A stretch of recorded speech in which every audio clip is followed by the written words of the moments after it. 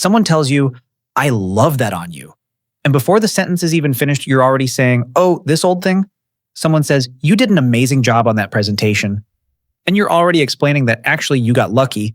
The deck template did most of the work, you barely slept, and it shows. You didn't even think about it. The deflection was faster than the compliment. Most people call this modesty, humility, or being down to earth. If you've ever done this, someone in your life has probably told you it's a nice quality, that you're not one of those people who fishes for praise. But here's the part that's going to surprise you. What looks like modesty from the outside is often something else entirely on the inside. It's not that you don't want the compliment. It's that some part of you doesn't know what to do with it once it arrives, and that reaction is telling you something worth listening to. That's not always humility. Sometimes it's your nervous system rejecting information it doesn't trust. There's a concept in cognitive psychology called belief-consistent processing.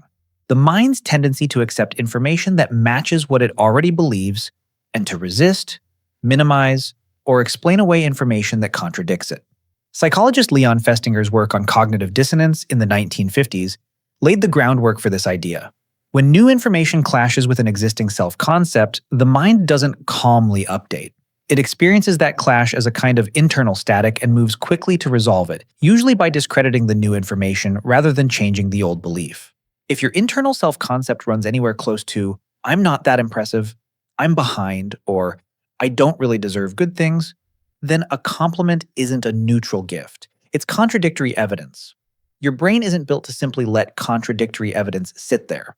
It's built to resolve the tension one way or another, and it's often easier to shrink the compliment than to rebuild your self-concept. Psychologist Carl Rogers, one of the founders of humanistic psychology, described something similar decades earlier with his concept of conditions of worth. The idea that many people grow up receiving love and approval that feels conditional, tied to performance, usefulness, or good behavior, rather than given freely. When approval has historically come with strings attached, an unconditional compliment one that isn't clearly tied to a specific, justifiable achievement can feel almost suspicious.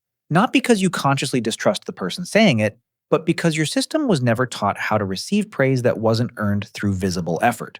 And there's a social piece too. Sociologist Irving Goffman's work on self-presentation described how people manage the impression they give off in every interaction. For a lot of people, deflecting a compliment is a small, automatic move to avoid seeming arrogant or overconfident in front of others. It's not really about the compliment. It's about staying safely inside the version of yourself that other people have agreed is acceptable.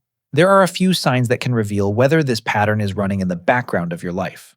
The first is having a reflex response ready before the compliment even lands. "Oh, it's nothing. Anyone could have done it. I got lucky." These aren't thought-out responses. They're automatic, which is exactly what makes them worth examining. An automatic reaction usually points to a rule running underneath it, and the rule here is roughly, don't let this stand unchallenged. The cost is that you never actually get to experience being seen accurately because you correct the record every single time it happens. The second sign is immediately redirecting praise onto someone or something else. The compliment lands on you, and within a sentence you've handed it to your team, your coworker, your lucky timing, anyone but yourself. The cost is that you're quietly training the people around you to stop giving you credit directly because they learn that it never actually sticks. The third sign is that you remember criticism in vivid detail, but compliments slide off within minutes. Ask yourself right now, can you recall the last 5 things someone criticized about you? Now try to recall the last 5 things someone praised you for. For most people who struggle to accept compliments, the first list comes easily, while the second one requires a genuine effort to retrieve. The cost is that you're building your self-image almost entirely out of negative data because it's the only data your system agrees to actually store. The fourth sign is even stranger. A compliment can make you feel more uncomfortable than an insult. An insult confirms something you already suspected, so it slides in easily. A compliment contradicts it, so it creates friction. And friction, to your nervous system, can register as more unsettling than confirmation, even when the confirmation is worse for you. The cost is that you end up feeling more at ease with negative feedback than positive feedback, which quietly shapes what kind of feedback you seek out. The fifth sign is that you overfunction to earn retroactively what you already received. After someone compliments your work, you might work harder on the next thing, not out of ambition, but almost as an apology for having accepted praise you didn't feel you'd sufficiently proven yet. The cost is that compliments stop being rewards and start being debts, and you spend the following weeks quietly paying them off. But here's the nuance nobody tells you. Not every deflected compliment is a wound. Plenty of cultures and families genuinely value modesty as a social norm rather than a trauma response, and a light, "Oh, thank you, that's kind," followed by a subject change isn't automatically evidence of low self-worth. Sometimes it's just good manners. The real marker isn't whether you deflect at all. It's whether you can privately, internally, let the compliment be true, even while outwardly being gracious about it. If the polite deflection is only on the surface, but underneath it you actually register, "Yeah, I did do that well," that's healthy social modesty. If the deflection goes all the way down, if you can't find a version of yourself that quietly agrees with the compliment even in private, that's closer to what this video is actually describing. It's worth being honest with yourself about which one is happening before assuming the worst about every, "Oh, it was nothing," you've ever said. Because the goal isn't to force yourself to become someone who loves attention or constantly accepts praise. The goal is simply to become capable of letting positive information about yourself exist without immediately destroying it. So what actually helps? Start with the pause. Before your automatic deflection fires, take one full second. Just notice the urge to minimize before acting on it. That gap is where change actually happens.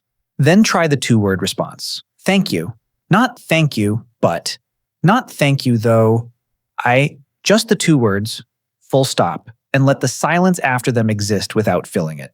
It sounds almost too simple, but that's exactly why it works. You're giving your brain a chance to experience praise without immediately correcting it. You can also keep a running list of things people have said about you that you didn't correct. Most people who can't accept compliments have zero record of them because they never let one stay long enough to write down. Building the list is building the evidence file your brain never let itself keep. If your instinct is always to shrink the compliment before it can fully land, it's not because you're being falsely modest. It's because some part of you built a rule a long time ago that said good things about you needed to be checked before they could be trusted. And that rule has been running on autopilot ever since, deciding what you get to keep and what gets handed back. You're allowed to just let it be true. Be honest, when's the last time you actually said thank you to a compliment and left it there? No deflection, no redirect, comment how long it's been. I genuinely want to know. If this explained a habit you didn't have words for, subscribe to Mindstick. There's more of this every week.